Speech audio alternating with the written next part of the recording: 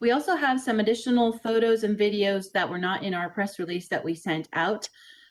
You can get them from our box account, which there are links to download those photos and videos on the press release that went out earlier this morning. It's also on our online version of the press release as well.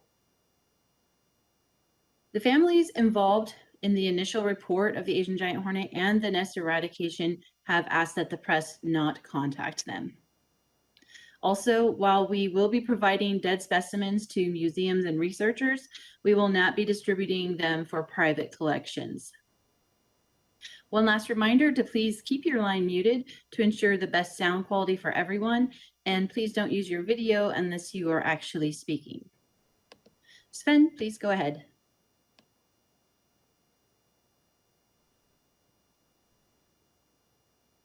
All right, can you hear me okay, Carla? Loud and clear. Great. All right, well, good morning, and thank you everyone for attending our press conference here. So we have had a couple of very exciting weeks, and it all starts, as it usually does, with help from the public. And on August 11th, the landowner took the time to send in a report that we could immediately confirm from a photograph was in fact Asian giant hornet. And this was a photograph of hornets attacking paper wasp nests on their property. We were able to visit the property owner later that day and actually net a live hornet. And because of this, we were able to get up there, get a second hornet by August 12th, and actually attack 2 of our tracking tags to them.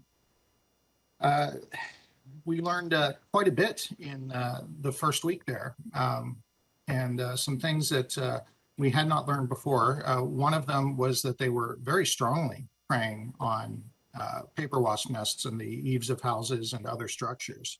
And though we had noted this from the previous year, and this is what prompted the discovery of the nest last year as well, this behavior was extremely prevalent. And there were some other things that were going on with that, where we noticed them raiding paper wasp nests that were actually protected from view. And that's telling us that they are definitely keying in on something other than a visual cue. And so we'll be working with our aphis counterparts to explore that to make our trap attractants better. And so we're pretty excited to learn that. We also had a report from a homeowner in the area that was not the original reportee, that later in the evening of the 12th, the hornets did a mass attack of one of the paper wasp nests, which is the classic slaughter phase behavior that is described in some of the literature. And this is pretty early in the year for that kind of activity. So that's something we learned that was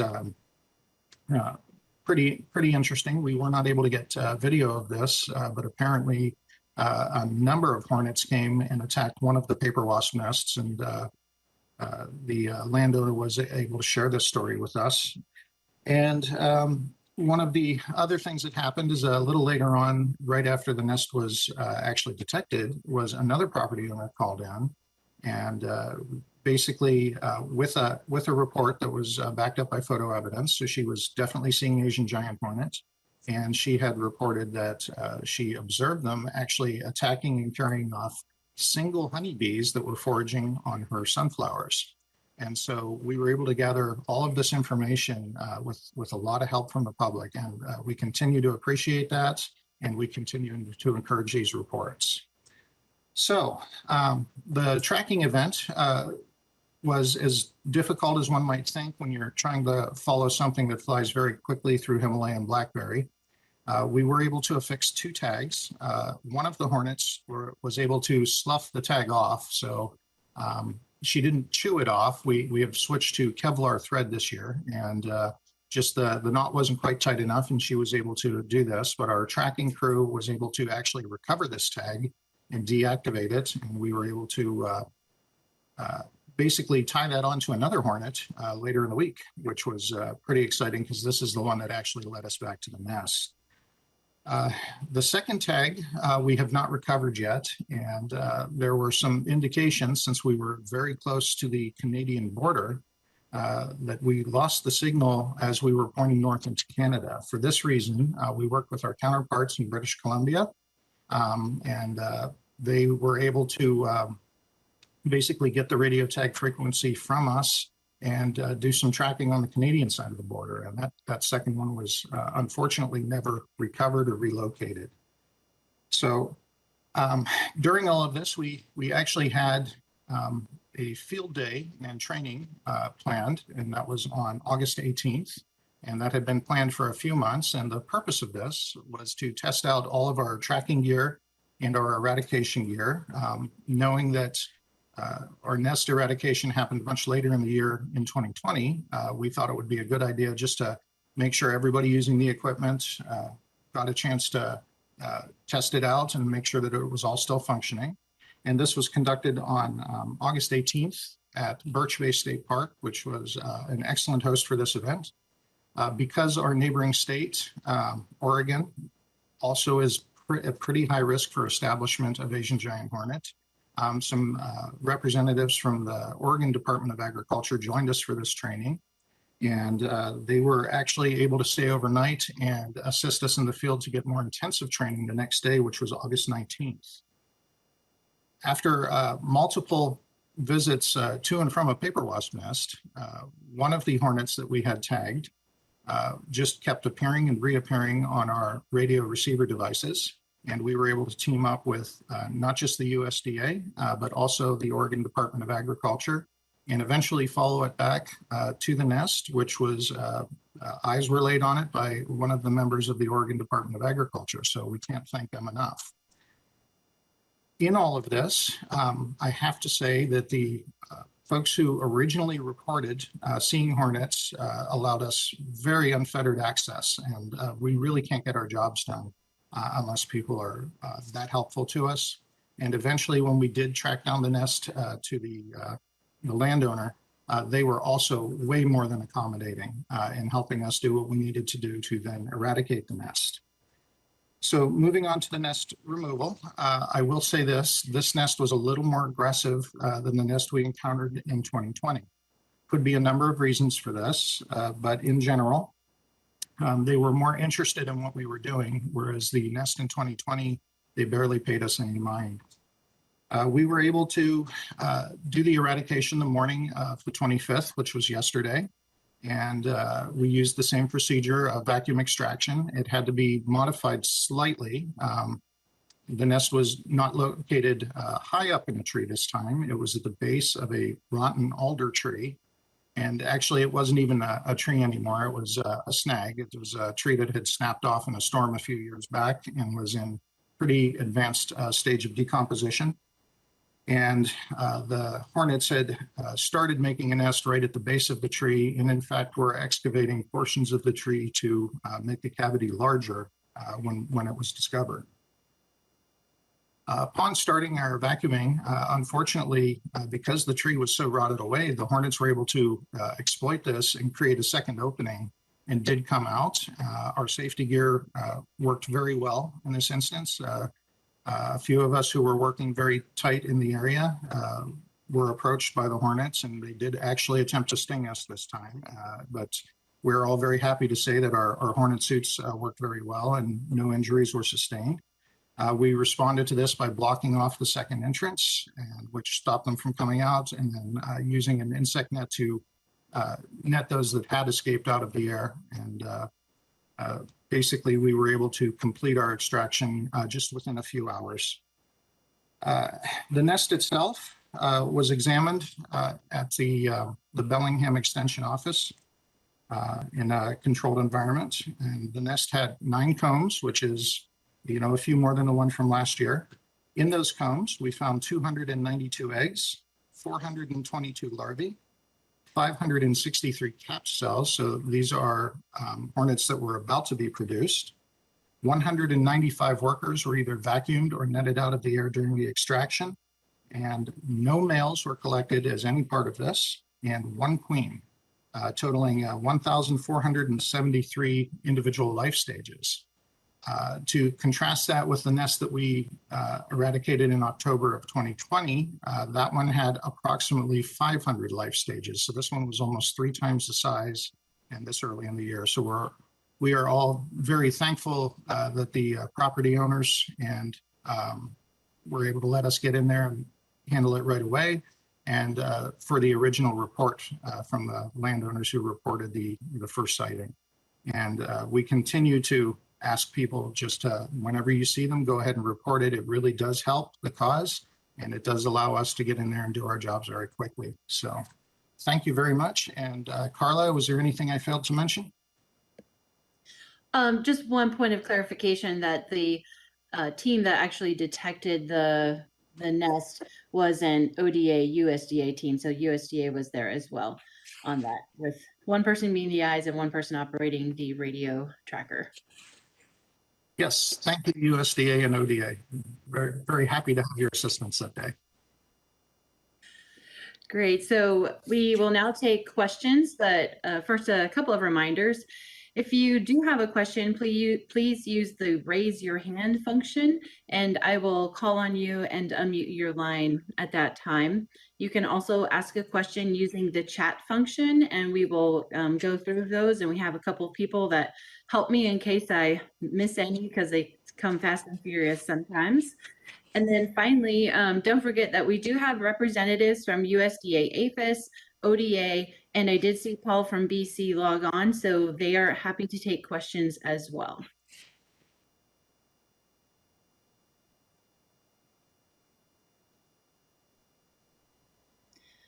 So we're now accepting questions. You can either raise your hand or put them in the chat.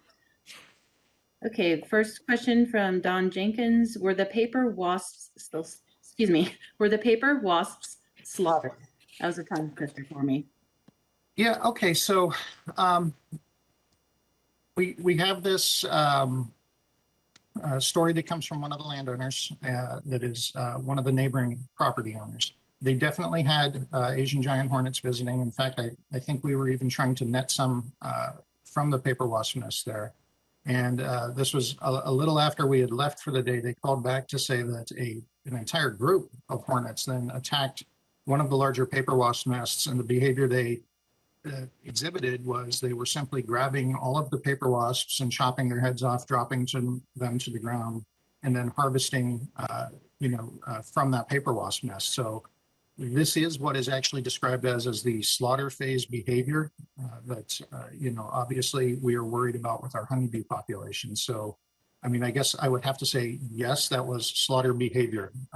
This is not what we experienced throughout the rest of the neighborhood, where we were seeing individual hornets go up and harvest from other paper wasp nests, and not really paying too much mind to the paper wasps that were still there occupying it. So yeah, that's kind of where we were with it.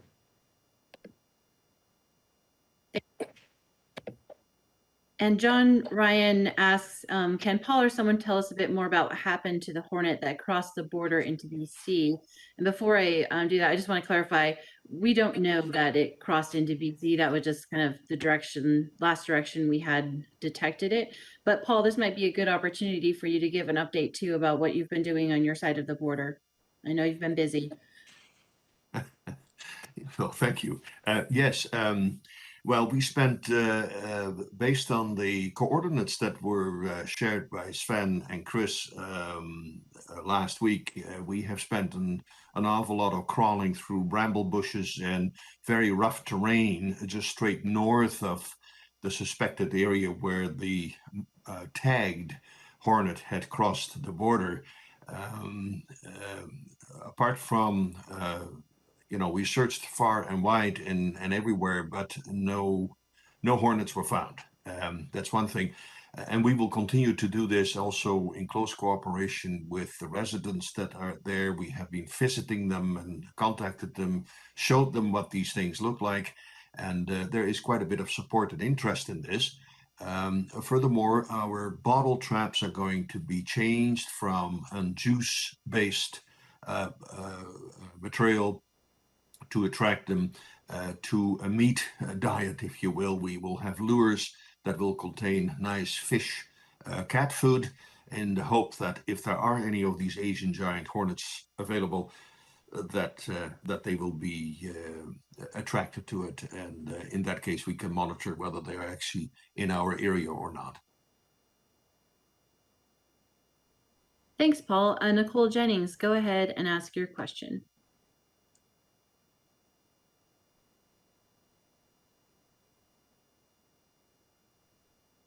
Nicole, we cannot hear you. You appear to be unmuted, but we can't hear you.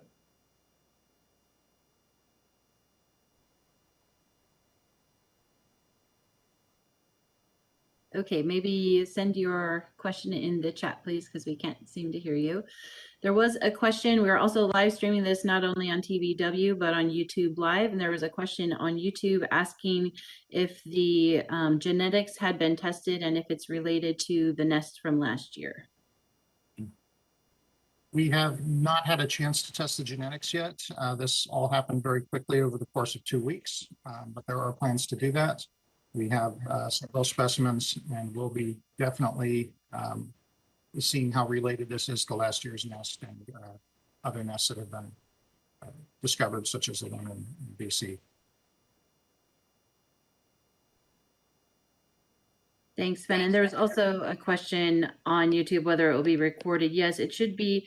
This should be immediately available on our YouTube channel at the completion of the press conference this morning. Question from Jake, actually. Any indication why this hive is 3 times larger than last year's hive? No idea, other than to say that the habitat here must be very suited to strong development. And maybe the weather was just a little more favorable for them this year. Question from Joe Tian. Does the fact that they're targeting paper wasps and other insects mean they may be less of an overall threat to honeybees? I don't think that they are less of an overall threat to honeybees. Obviously, we did have the one homeowner say they were preying upon single honeybees that were visiting sunflowers, and obviously her identification was backed up with a photograph. I would not want to just rule that out because they're eating something else that's there. Eventually, that food source will wane, and they are going to have to switch to something else. So I'm in a way, I'm kind of glad they're going after the species they're going after because it is also introduced. But we have to take all of this for what it is, that they are definitely a threat to at least other social hymenoptera that are in the area.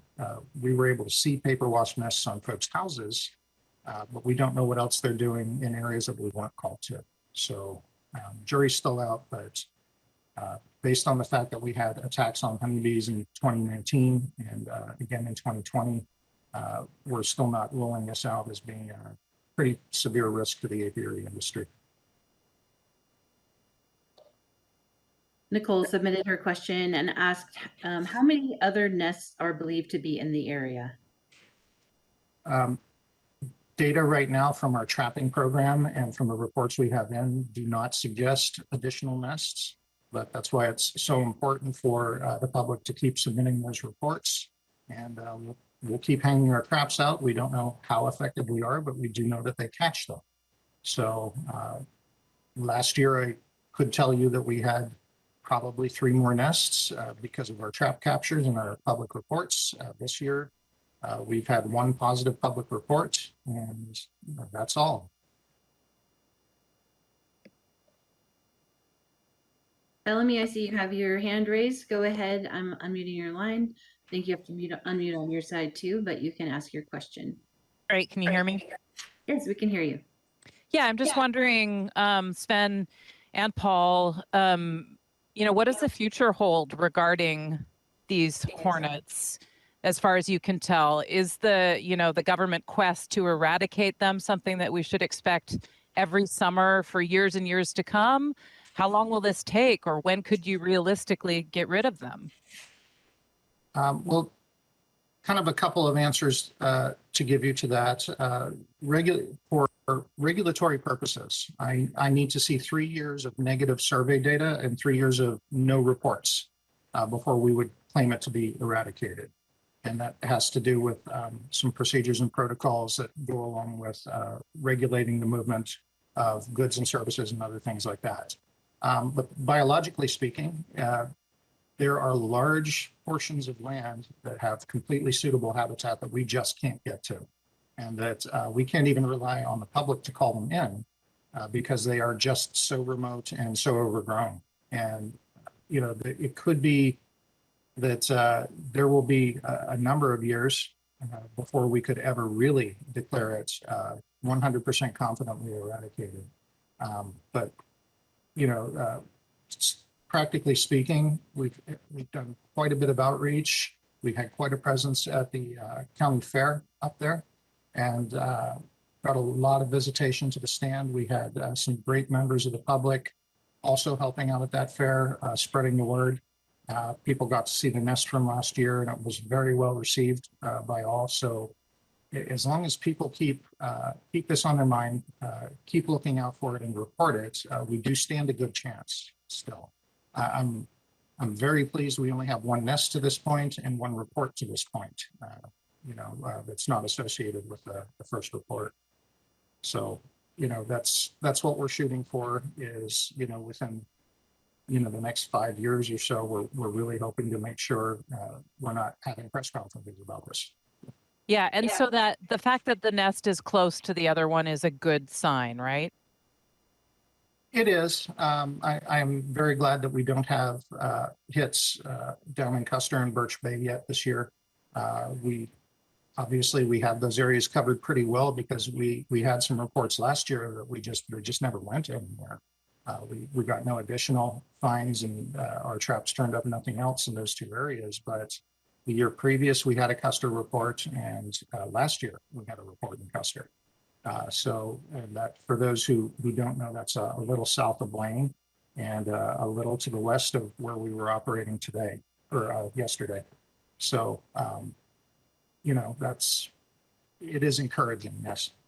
Mm-hmm. And that, which county fair were you referring to? The county fair in Whatcom County. Okay, thank you. Yep. Just for clarification, that was the Northwest Washington Fair, and it was in Linden, which is in Whatcom County. But just for a little bit more detail there, Sven was not wrong. I was just providing some additional detail. John Jenkins was asking, any theories on why the Hornets were more aggressive this year? Well, my number one theory is when we found the nest last year and when we eradicated the nest last year, it was very cold out. It's quite a bit warmer this year when we located the nest, and it was quite a bit warmer when we eradicated the nest. And most insects are not quite as active below 50 degrees as they are above 50 degrees in general. And I can assure you that it was quite a bit warmer this time when we were working on the nest and when we found it. So that is my number one theory. And unfortunately, like I said, they were able to exploit a weakness in the dead snag and create a second exit. So last year they didn't have anywhere else to go but into our vacuum.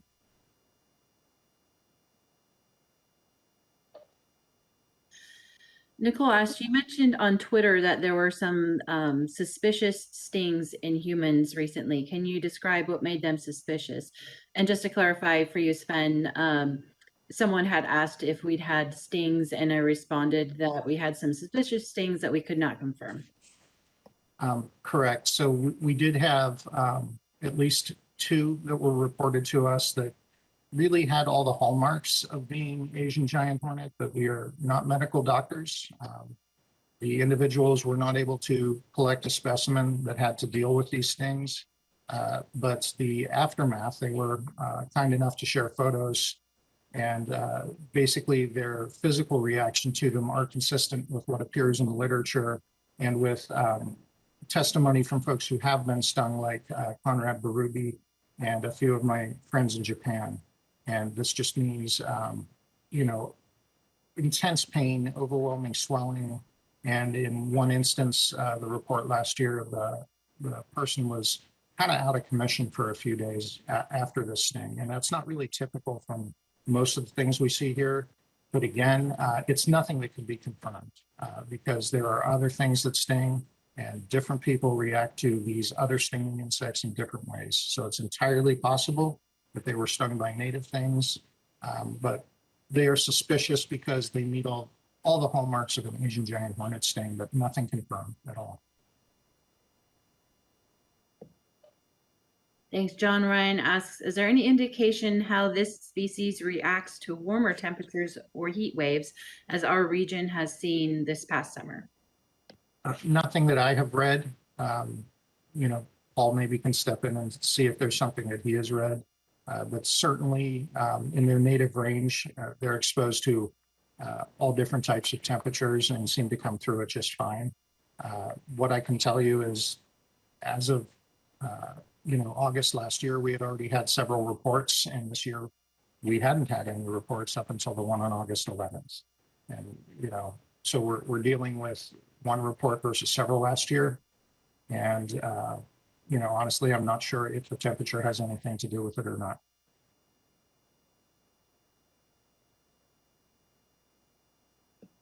If I may add something to this, the only thing is that much of the success of any nest is contingent upon the availability of food. And if food is in abundance, then obviously this particular nest was very successful in accessing this throughout the season so far.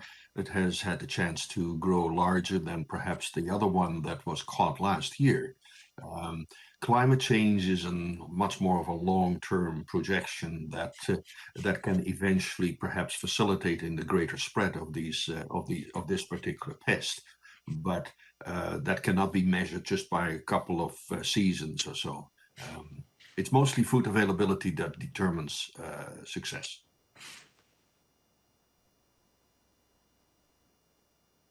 And just to kind of comment on that, we had we've seen several paper wasp nests, like Sven mentioned. We saw a couple that were basically dead and no longer had any paper wasp, but there were plenty that still did. So definitely plenty of food sources there. Joe Tian asks, while you continue eradication, are there increased efforts at ports, et cetera, to keep them from being continually introduced? I would throw this over to my APHIS counterparts if anyone's willing to speak on that. Sure, thanks, Ben. So APHIS works very closely with Customs and Border Protection, and the agriculture specialists over at Customs and Border Protection are very aware of the Asian giant hornet and the work that we're doing on the Asian giant hornet response. This season, we actually had one of the agriculture specialists find an Asian giant hornet dead on a ship deck.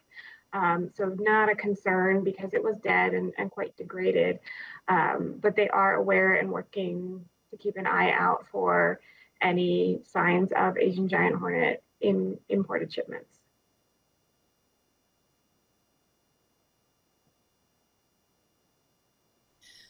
Thanks, Anne. And I believe that is all the questions that I see. I don't see any hands raised either. And so I did want to give both USDA and ODA, if you'd like, if there's any other comments or statements that you would like to share, we would love to give you that opportunity. And maybe while they're doing that, if there are any last questions that might come in, please get those in so we can be sure to answer them. Anne, do you have anything further? Sure. I just wanted to say, thank you to all of the citizen scientists that have helped to trap for the Asian giant hornet in Washington, and to everyone who's reported seeing an Asian giant hornet through WSDA's reporting. If you are outside of Washington and think you see an Asian giant hornet, you can go to the APHIS website and take a look at the Asian giant hornet page. We have a lookalike section that can help you to determine if you're seeing an Asian giant hornet or something that might be similar. And just again to say that we have a really wonderful team working on this with both our partners that are doing research to support the eradication, WSDA, and everyone else in the federal government who is also supporting this. So thanks, Carla. Thank you, Anne. And Jake, did you have anything you'd like to share? Yeah, thank you again to WSDA, Sven, And Carla, for inviting us up. It was an excellent training. It's good to know the technology before and if we have to use it again. And hopefully it stays in Washington and we can help eradicate it with y'all. Right now, there are no current Asian giant hornets in Oregon that we know of. If you do see any, please take a photo or send in any reports online to oda.fyi/Hornet report. Thank you. Thanks, Jake. And so, Anne, there was a follow-up question about the hornet detection on the ship. There were a few here. Where was the ship from? What was the cargo? Was anyone stung? Oh, sorry, that was a different question. Excuse me. Do you have any further detail about the ship detection? So the ship itself would have gone to a number of ports on its way here, and the Hornet was found on the deck of the ship, so it was not associated with any specific cargo. So probably, the Hornet flew onto the ship and died there. And that specimen is on its way to the Smithsonian's collection. So sorry, I don't have any more specifics on that. That's okay. Thank you. Let me go back here. We had a sudden flurry of questions come in when I said that. This was the end. There was a question, was there anyone stung in eradicating the nest? No, very happy to report that we sustained no injuries and no one was stung. There were attempts by the ones who escaped through the extra hole to try to come at both Dr. Chris Looney and Cassie Chehorst and myself. But they just bounced right off of our lovely suits, and no injuries sustained at all. So we're very happy to report that no one was stung. Another question, can the hornet's attraction to paper wasps be exploited this year in finding more hornets? Excellent question. I sort of alluded to this right at the very beginning, but yes, Dr. Jackie Serrano with APHIS is working. Basically with some live hornets from this extraction in a very controlled setting. And our main goal is to see if we can get a better attractant that is based on the smell or whatever it is that's attracting them to paper wasp nests that are, hidden inside of pipes and places where you wouldn't necessarily know they are. Obviously, we're going to exploit that to the fullest extent. These are not things that happen overnight, unfortunately, and we have a very low population here still, relatively speaking. One nest last year, one nest this year that we're aware of. So we will probably have to use partners in, say, Japan or Korea to test any of these things that happen in an area where there are quite a few around naturally. But yes, there are plans to try to exploit that. It may find a silver bullet attractant for us. It may go nowhere, but that's science for you. One clarification, Dr. Jackie Serrano is with USDA's Agriculture Research Service, not with my agency, the Animal and Plant Health Inspection Service. We do have researchers that work for APHIS that are also working on attractants, but Jackie Serrano's lab with ARS is in Wapato, Washington, and she was able to do some testing with live hornets from last year's nest, which was very helpful. And I think, Sven, you guys have some experimental traps that she's come up with for this year to try out. Absolutely. Nothing in them yet, but they are up and we've been trying. Thanks, Carla. Thank you, Anne. Thanks for that clarification. There was a question about whether either of the people that found the nest are on the call. I do not see them on the call, but if you look at not our most recent press release, but the one from last week when we had found the nest, there is contact information for both USDA and ODA, and they may be able to put you in contact with the people that were working on that team if you'd like to talk with them. Another question, are all of the hornets, larvae, pupae from the nest dead now, or will they be kept alive for research? A subset will be kept alive, basically to do the experimental testing we were just discussing. Those are in a very controlled setting in Wapato, and we are confident in that because none of those are breeding hornets, but we do need them to see if they will react to certain compounds. And that is Jackie Serrano's lab will be doing that. We provided those to her late yesterday, and hopefully she can make some headway on her research with that. The rest of the nest, of course, will be destroyed. We do not like to keep live stages around, especially those that are pupae or larvae at this point, because we're not too late in the season, but it is possible that any of the newer ones could be breeding past, and so we're obviously not going to take any risk there whatsoever.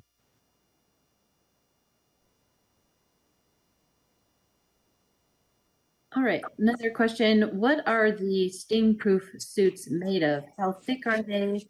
They look like thick neoprene. So it's a very soft foam inside, covered by a white mesh netting to contain it. And the principle here is that these 6mm stingers, which is about a 1/4 inch, if you will, the foam is actually thicker than the stinger of the hornet. So even if they did sting us, the stinger would not penetrate and be able to hit your skin.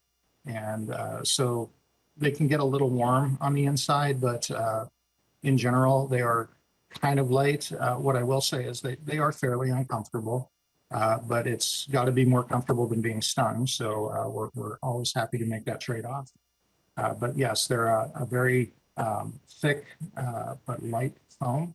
And the principle behind it is that it's thicker than the length of the sting. Thanks, Sven. And another follow-up question, and on that detection, they were wondering when that Asian giant hornet was found and which port it was detected in, and which agency found it. It was found by Customs and Border Protection agriculture specialists doing an inspection on a vessel. And I don't know the exact date off the top of my head, but I believe it was San Francisco.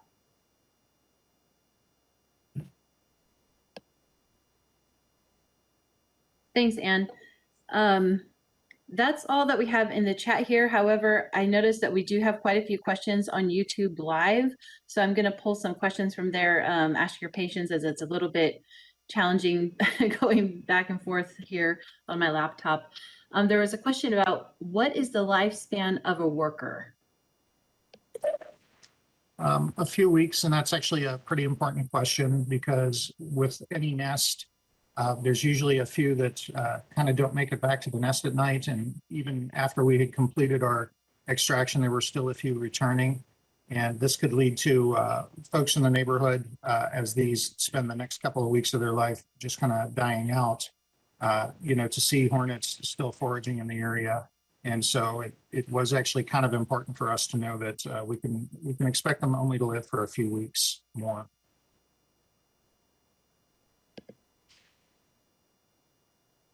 One queen was found. Was there any signs of a queen produced or that they made queen cells? I don't have any information. We have not taken the time to actually measure the cells. We did that with last year's nest and found that some of the larger cells definitely had capped queens in them, or we believe queens had emerged from. We have not made that analysis. We did get some counts in for you, but I'll speak with Chris and see if that happened, and we'll probably put an update on what, Facebook, Carla, or? Yeah, we may do a blog if there's enough information, but we'll get it out there one way or another. Yeah, don't have it yet. Sorry, but it's forthcoming. Okay, just scan through these questions really quickly. Question about how far can hornets travel from their nest? The actual total distance is unknown, but what we do have is we have average foraging distances. Most hornets operate within 1 kilometer of their nest. 2 kilometers is not unheard of. Most activity will take place between 1 and 2 kilometers. But we also know that the maximum forage distance that appears in the literature is 8 kilometers, which is about 5 miles.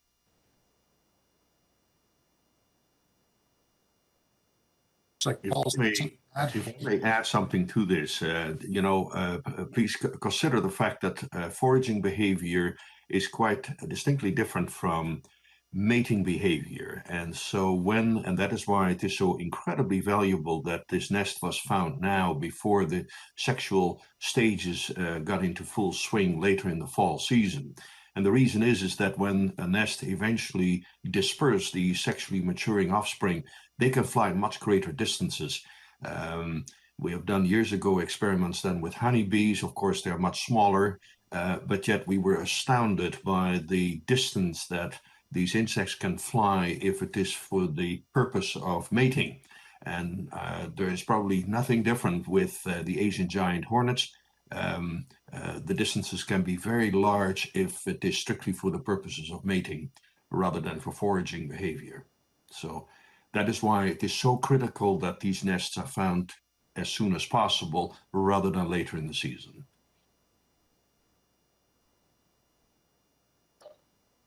Thanks so much, Paul.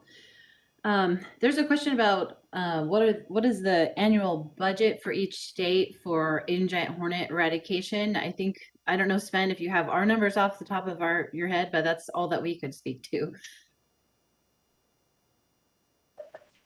Well, I know our budget is between outreach and the actual eradication and trapping is roughly $650,000. I believe Ann could speak to what other states are receiving.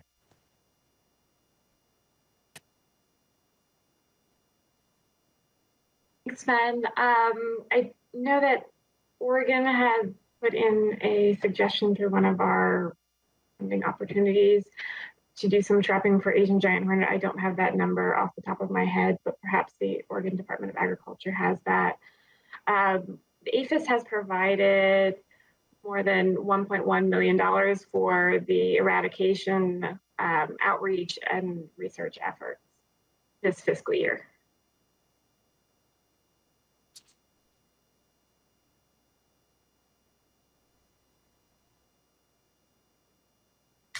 I am pulling up the information right now on what we received. I know ours is a bundled survey, as USDA does not support only Asian giant hornet standalone surveys. We do not have any state funds currently for Asian giant hornet in Oregon. While Jake looks that up, just to clarify, the funding source that Jake is talking about is our Goal 1S survey in the, what we call the Plant Protection Section 7722 funding source. And in that goal area, we have a list of priority pests that we are funding. And so funding can be provided for other pests that are of interest to the state.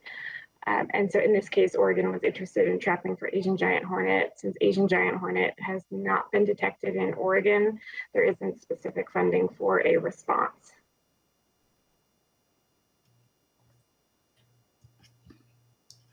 And then the Oregon funding, we do receive $78,000 on a bundled survey, but part of that only goes to about 30 traps for Asian giant hornet, and the rest of that's going to different exotic wood-boring bark beetles and oak pests in that bundled survey. Thanks, all. I'm impressed with you pulling up those numbers on the fly like that. I don't think I prepped anybody saying get your numbers in line. Oh, I'm sorry, Paul. Was somebody else saying something? No, I'm fine. I'm fine. Okay, my apologies. Some more questions from YouTube. Did you redesign the trackers or adapt them since the first find? And I'm not sure if they mean this year's find or I'm guessing they mean last year's find. It's a slightly different tracker, and by that I mean it's produced by a different company, but essentially it's almost the same exact thing. They're at a slightly different frequency, and we're using different receivers than we used last year. I wouldn't say that they're better or worse in any way, other than the receivers we're using are, about 1/4 the weight to carry around as you're trying to slog through blackberries and other heavy brush. So from that perspective, it's basically the same product, but from a different company. Nothing too different to what we were doing, other than we were using Kevlar thread. And I think the other procedural thing we did is we are chilling them as little as possible. So we would prefer to net one off of a paper wasp nest, chill it down for about 10 minutes, tag it and release it, rather than keep it overnight and tag it and release it. That is, unfortunately, we're a victim of circumstance there. If we get a call and we have to come from 4 hours away, we're probably doing it the next morning. But if we're already on site, like we were for 2 of the 3 tagging events, then we're able to use fresh hornets that are caught right then and there. And I think the only other difference is the hotel was offering mixed berry jelly instead of strawberry jelly. So this year we ended up using mixed berry jelly to feed them, to make them happy. And Dr. Looney had actually harvested a paper wasp nest with pupae in it for the last one. And she jumped right all over that after she woke up from her ice bath. So we did attempt to give them paper wasp pupae instead of jelly as well. And they seemed very interested in that. But honestly, don't read too much in it. It was only one test of 1 hornet at this point. Thanks. There is a question about whether anyone's joining us to film the eradication hunts. They said it would be good documentary material. And not this year. We are doing some of our own filming, but you are in luck. There is already a documentary, as last year Discovery happened to be with us from the time we caught our first live hornet last year through the nest eradication last year. You can look it up on Discovery Plus, I believe. It's called Attack of the Murder Hornets. So there is already that documentary, as well as TVW did a short documentary called Nest Zero, and I think there might be a couple of other small documentaries out there. But the Attack of the Murder Hornets is definitely the longest one.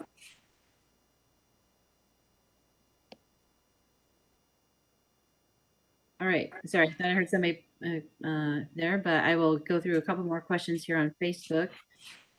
Hold on 1 second. I think somebody's unmuted that I'm going to go and mute.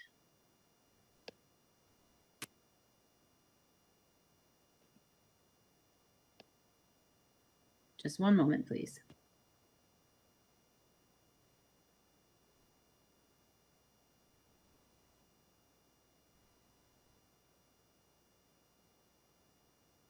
Thanks for your patience.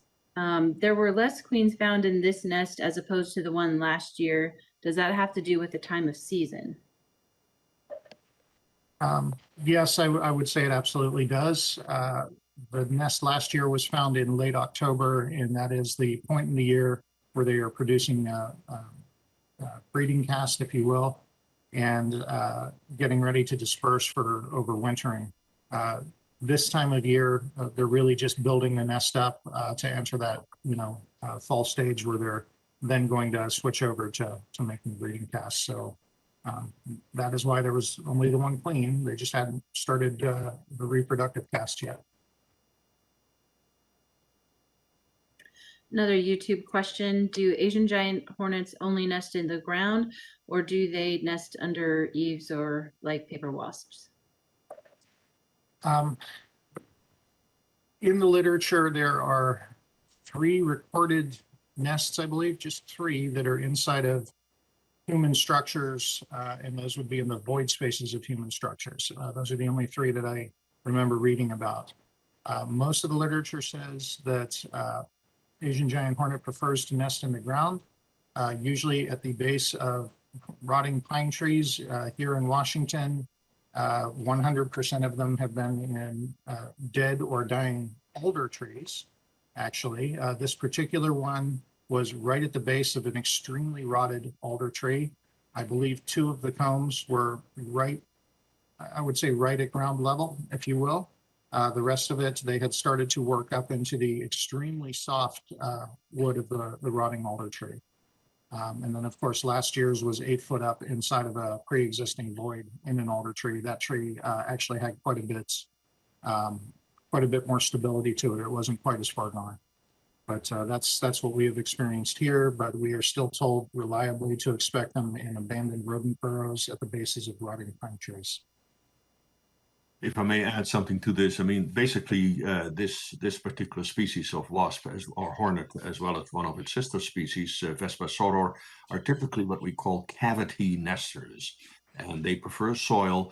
But if there is the danger of flooding, they certainly don't hesitate to go higher up and away from the soil. But by and large, they set them a little bit apart from your traditional yellow jacket or bald-faced hornet, the native ones that are out here, which build these massive paper-shaped, basketball-shaped nests underneath the eaves of houses or whatever. So it's just they're cavity builders, and that's, I think, a key thing to remember. Another question, are there any specialized trainings provided to agricultural business owners to help them have a more defensible means of preparedness in case AGH attacks their farm or bees? Before Sven responds, I'll just mention we do have on our YouTube channel and website an actual training for employers that have people who may be encountering Asian giant hornet. That includes not only farm workers or farmers, but people that are in forestry or maybe trimming road signs near trees, etc. So that's one thing that we have. I don't know if Sven's aware of other. I don't believe we have anything quite as specific as what was mentioned in the beginning of the question there. And I have to admit, we'll probably need to have it repeated to remember those specifics at this point.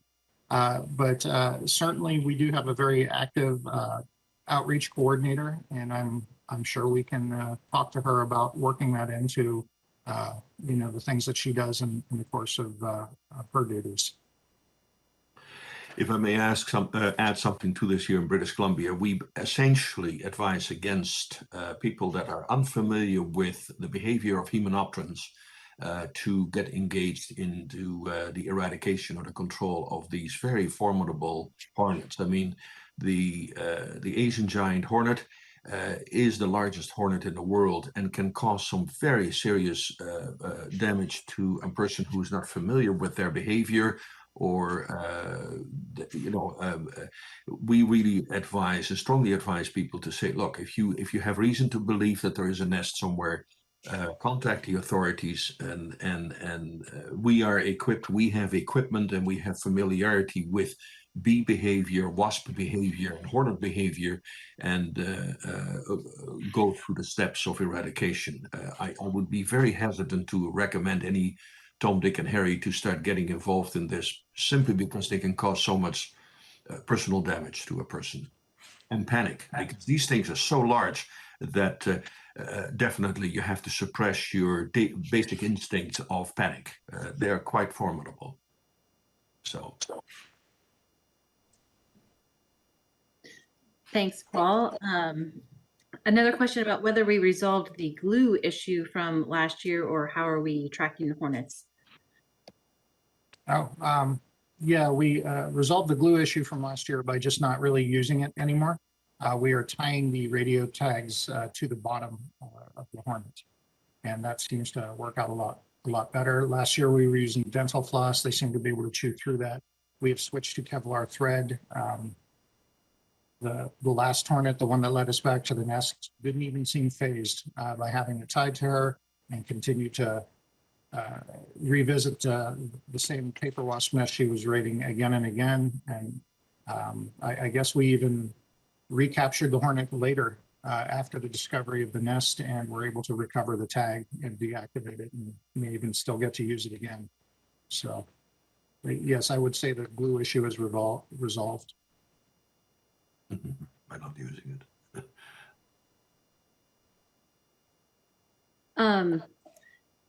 I also wanted to mention, we do have a picture of that hornet in flight with the tag on it more than 24 hours after it was initially tagged. And that's available on our press release from last week.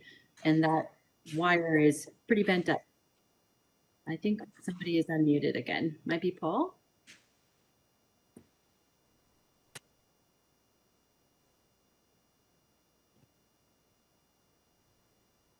All right, there's a question on YouTube. What is the quote unquote season of Asian giant hornets?